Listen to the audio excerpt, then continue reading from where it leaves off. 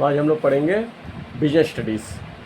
Business studies का state any 2 points of importance of transportation for the business. Business के लिए कोई 2 importance बताना है ट्रांसपोर्टेशन का, तो ठीक है।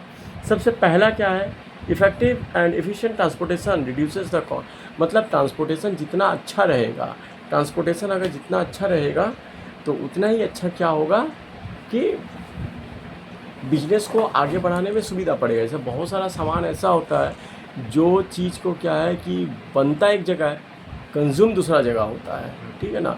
लॉट में बनता है लेकिन कंज्यूम दूसरा जगह होता है। तो उस कंज्यूम जिस जगह पे हो रहा है, जहाँ बन रहा है, वहाँ से कंज्यूम जहाँ पर हो रहा है वहाँ तक को लेके जाने के लिए क्या चीज़ का ज़रूरत पड़ेगा, ट्रांसपोर्टेशन का।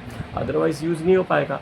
जैसे कि देखो हम लोग यहाँ पर क्या है, जैसे मान लो तुम स्कूल गया है या फिर जो लोग ऑफिस गए हैं, उन लोग का क्या खाना तो घर पे बन रहा है, घर पे बढ़िया से बन रहा है, दाल चावल सब्जी, वेज नॉन वेज, अचार चटनी पापड़ वगैरह सब कुछ बन रहा है।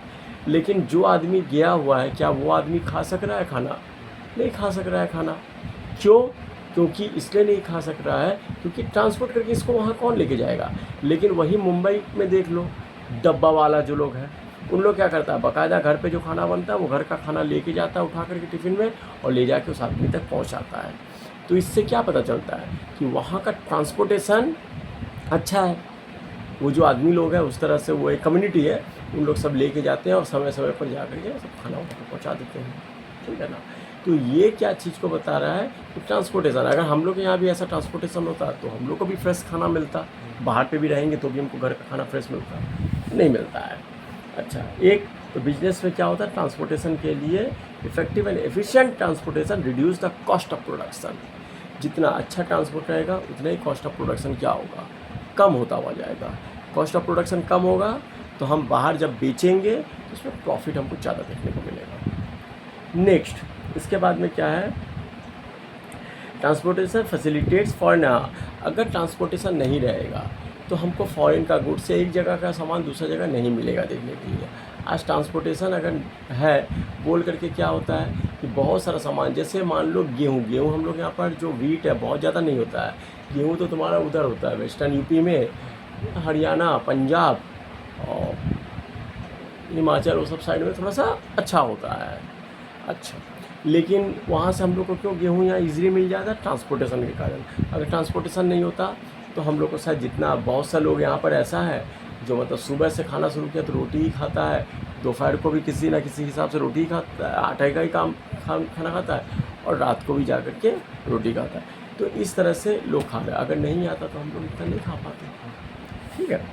अच्छा, क्यों अच्छा है, क्योंकि क्या होता है, क्यों ऐसा होता है, क्योंकि ट्रांसपोर्टेशन अच्छा है बोल के खाना हम लोग को यहाँ पर मिल जा रहा है। यहाँ पर जो गेहूँ है वो मिल जा रहा है। वेजिटेबल्स जो है, वेजिटेबल्स भी हम लोग का एकदम प्रॉपर इस जगह पे तो वेजिटेबल्स नहीं होता है, बाहर से मंगाना पड़ता है। फ्रेश वेजिटेबल हमको हर दिन मिलता है, हर दिन हम लोग को फ्रेश वेजिटेबल, मतलब जो रात को जो तोड़ा जाता है वही सुबह आकर के मिल जाता है, या फिर बहुत ज़्यादा होता है 24 आवर लेट वाला मिलता है। उससे ज़्यादा पुराना हम लोग को लेना नहीं पड़ता है, हम लोग को फ्रेश मिलता है।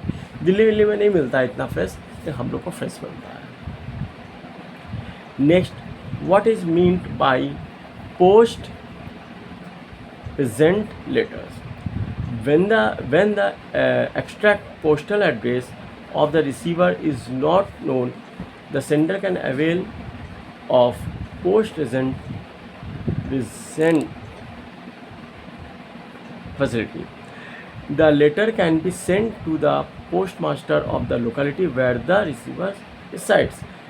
The receiver can collect the letter from the post office on showing his identity. This facility is available to tourists and traveling salesmen who are not sure about their addresses in a particular place. जैसे यहाँ पर क्या होता है, ऐसा post agent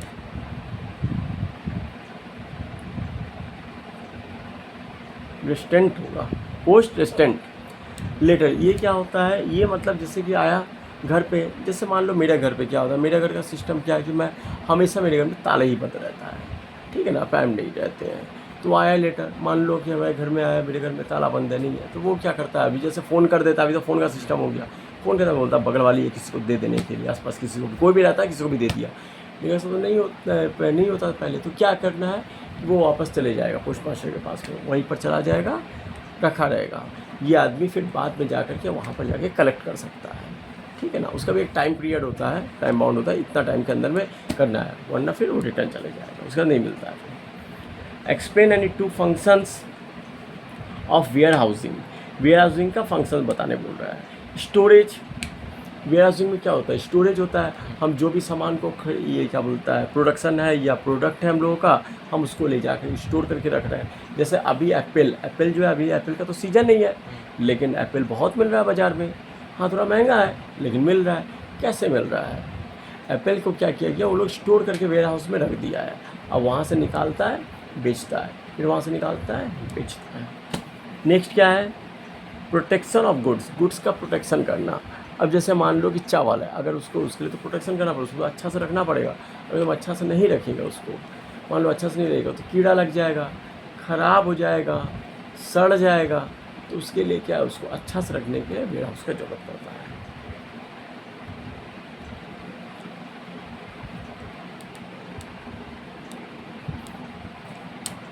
A cash credit is a short-term cash loan to a person, firm or company. Money can be borrowed up to a specified limit.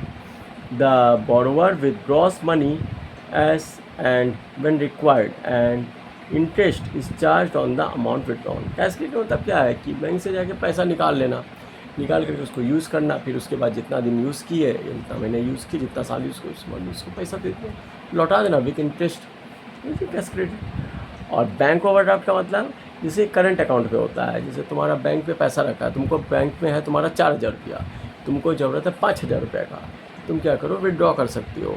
जो 1,000 रुपये जो एक्स्ट्रा लिया गया है, बैंक जो दिया उसके ऊपर बैंक का, कोई बैंक में कुछ परसेंट एक चार्ज रहता है, कहीं पर कुछ नहीं होता है, वो पैसा फिर उसके बाद में टाइम बाउंड दिया जाता है, उस टाइम के अंदर उस पैसा को डिपॉजिट कर देना है, ठीक है ना। सबको नहीं मिलता फैसिलिटी, करंट अकाउंट वाले में फैसिलिटी होता है साहब।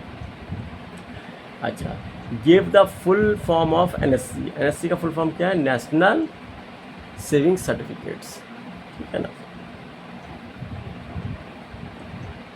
What is meant by courier service, तो कुरियर सर्विस का मतलब होता है, courier services are offered by private sector enterprises in which letters, products and small quantity etc. are sent from one place to another. Courier service, जैसे मान लो कुछ certificate भेजना है तुमको, एक जगह से दूसरा जगह भेजना है, या फिर कुछ ऐसा सामान है, कुछ फ़ोन ही भेजना है किसी को, तो इस तरह का जो सामान थोड़ा सा रिस्की वगैरह है, उसको लेकर के हम आराम से लेकर के तुम उसको भेज सकते हो एक जगह से दूसरी जगह, कुरियर सर्विस। उसके लिए वो लोग एक चार्ज ले लेते हैं, ठीक है।